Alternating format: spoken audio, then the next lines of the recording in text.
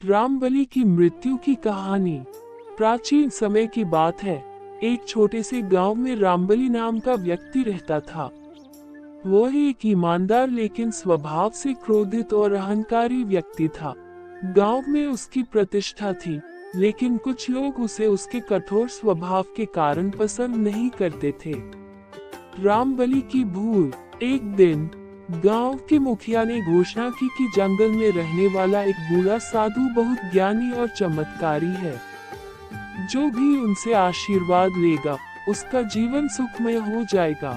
ये सुनकर रामबलि को भी साधु से मिलने की इच्छा हुई, लेकिन उसका उद्देश्य आशीर्वाद लेना नहीं, बल्कि अपनी ताकत और बुद्धि का प्रदर्शन करना था। रामबलि जंगल में साधु के पास पहुंचा और अहंकार पूर्वक बोला, बाबा, मैंने सुना है कि आपके पास बड़ी सिद्धियां हैं, लेकिन मुझे नहीं लगता कि कोई मुझसे अधिक बलशाली और चतुर हो सकता है। साधु मुस्कुराए और बोले, बेटा, अहंकार मनुष्य को अंधा बना देता है। सच्ची शक्ति विनम्रता में होती है। लेकिन रामबलि को ये बात अच्छी नहीं लगी। उसने साधु को अपमानित करने की ठान ली और बोला, अगर तुम सच में चमत्कारी हो तो मुझे अमर होने का वरदान दो। रामबलि का पतन। साधु ने गहरी सांस ली और बोले, बेटा, अमरता का वरदान तो किसी को नहीं दिया जा सकता, लेकिन मैं तुम्हें एक सलाह देता हूँ, अपने क्रोध और अहंकार पर नियंत्रण रखो, अन्यथा ये तुम्हें विनाश की ओर ले जाएगा। रामबलि ने साधु की बातों को मजाक में लिया और गुस्से में वहां से चला गया। लेकिन उसके मन में साधु के प्रति नफरत भर गई। कुछ दिनों बाद गांव में अकाल पड़ गया। भोजन और पानी की कमी हो गई।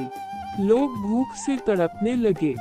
तब गांव वालों ने फिर से उसी साधु के पास जाने का निश्चय किया। साधु ने सभी को आशीर्वाद दिया और कहा कि कुछ दिनों में वर्षा होगी। रामबलि को यह सहन नहीं हुआ। उसे लगा कि अगर गांव वाले साधु की बात मानते रहे तो उसकी शक्ति और प्रभाव कम हो जाएगा। इसलिए उसने गुप्त रूप से साधु पर हमला करने का फैसला किया। रामबलि की मृत्यु।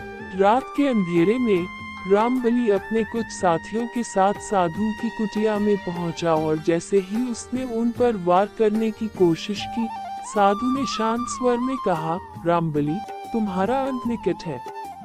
तुम्हारा अहंकार ही तुम्हारी मृत्यु का कारण बनेगा। रामबलि ने इस चेतावनी को अनसुना कर दिया और जैसे ही उसने तलवार उठाई, अचानक आकाश में बिजली कड़की और एक भयंकर आंधी चलने लगी। एक बड़ा वृक्ष रामबलि के ऊपर गिर पड़ा और वहीं उसकी मृत्यु हो गई। शिक्षा। गांव वालों ने इस घटना से यह सीखा कि अहंकार और क्रोध मनुष्य को नष्ट कर सकते हैं। साधु ने सबको सिखाया कि सच्ची शक्ति विनम्रता और धैर्य में होती है। रामबलि की कहानी आज भी उस गांव में सुनाई जाती है ताकि लोग अपनी गलतियों से सीख सकें।